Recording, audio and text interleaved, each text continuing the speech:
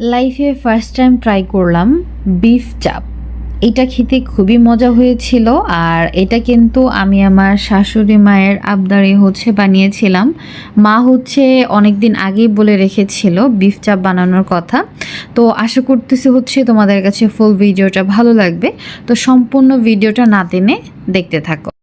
Hello everyone, আসসালামু আলাইকুম। কী অবস্থা সবার? আশা করতেছি তোমরা অনেক বেশি ভালো আছো এবং সুস্থ আছো।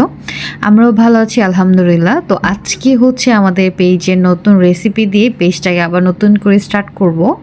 আজকে আমাদের রেসিপিটা গিয়ে বিফ চাপ। এখানে প্রায় 1.5 কেজির উপরে মাংস আছে। খুব বড় বড় পিস করে কাটা ছিল। আর এই পিসগুলোকে আমি আরেকটু চিকন চিকন করে কেটে নিয়েছি, যেন খুব ভালোভাবে চাপটা সেদ্ধ হয় এবং খেতেও খুব মজা লাগে। তো চাপের সাইজগুলো অনেক মোটা মোটা ছিল। এরপর আমি এটাকে খুব সুন্দর করে থেতলে নিয়েছি, যেন খুব ভালোভাবে এটা ক্রিস্পি ক্রিস্পি করে ভাজা হয় এবং মেরিনেশন পার্টটাও যেন খুব সুন্দরভাবে হয়।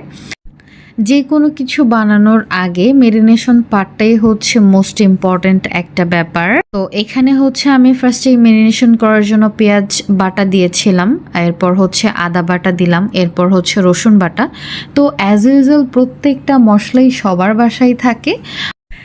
আমরা যে কেউ চাইলে একটু সময় নিয়ে বিফ চাপ বানিয়ে নিতে পারবো ঘরে থাকা মশলাগুলো দিয়েই। তো এই যে আমি সকল প্রকারের বাটা মশলা দিয়ে দিলাম, এরপর আমি গুঁড়া মশলাগুলো দিব একে একে। তো আজকে বিফ চাপ বানানোর পরে আমার এতটুকু এক্সপিরিয়েন্স হলো যে এইটা বানাতে হলে আমাদের কম পক্ষে 5 থেকে 6 ঘন্টা সময় হাতে নিয়ে রাখতে হবে। এর কারণ খুব ভালোভাবে মেরিনেশন যদি না হয় তাহলে খেতে একদমই মজা লাগবে না। দয়া করে 4 থেকে 5 ঘন্টার সময়ের কথা শুনে অনেকে আবার অবাক হয়ে যাবেন না, কারণ এটা অনেকক্ষণ সময় ধরে মেরিনেট করতে হয়। মাংস জাতীয় আইটেম যত ভালো মেরিনেট হবে তত ভালো কুকড হবে এবং ভিতরে মশলা যাবে, আর খাবারটা খেতেও খুব মজা লাগবে। তো আমার যতটুকু মনে পড়ে আমি এটা দুপুরের দিকে খাবার শেষ করে মেরিনেট করতে দিয়েছিলাম। এরপর আমি এটা সন্ধ্যার দিকে নাস্তা হিসেবে খেয়েছি। এখানে আরেকটা কথা, আমি বেসনের সাথে চালের গুঁড়া অ্যাড করেছি। এটা একটা সিক্রেট রেসিপি। এটা আমার শাশুড়ি মায়ের একটা সিক্রেট রেসিপি, আমি নিজেও জানতাম না। তো এটা করে এই যে আমি মেরিনেট করতে দিয়েছিলাম। মেরিনেট করে অপেক্ষা করা শেষ। এরপর আমি রান্না ঘরে চলে গেলাম আর তেল গরম করতে দিয়ে এটাকে ভাজতে বসালাম। এটা ভাজার ক্ষেত্রে দেখতে হবে তেলটা একেবারে কম হলে হবে না, একদম ডোবা তেলেও ভাজা যাবে না। এটা মিডিয়াম থাকবে, মিডিয়াম তেলে এটাকে খুব সুন্দর করে ভেজে নিতে হবে।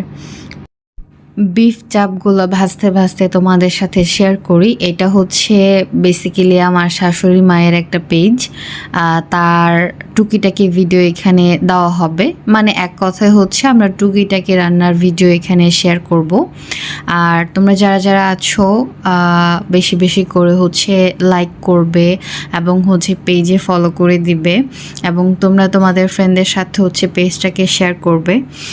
আর নতুন নতুন রান্নার ভিডিও করার চেষ্টা করব ইনশাল্লাহ। তো গল্প করতে করতে আমার বিফ চাপগুলো প্রায় ভাজা শেষের পর্যায়ে। তো এটা খেতে কিন্তু খুবই মজা হয়েছিল।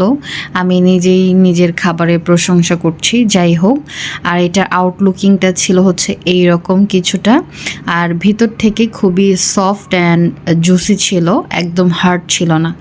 বাই দ্য ওয়ে, আমার আজকের রেসিপিটা কেমন লেগেছে যদি ভালো লেগে থাকে তাহলে অবশ্যই জানাবে। তো আজকের মতো এই পর্যন্তই, পরবর্তীতে দেখা হবে অন্য কোনো ভিডিও নিয়ে। আল্লাহ হাফেজ।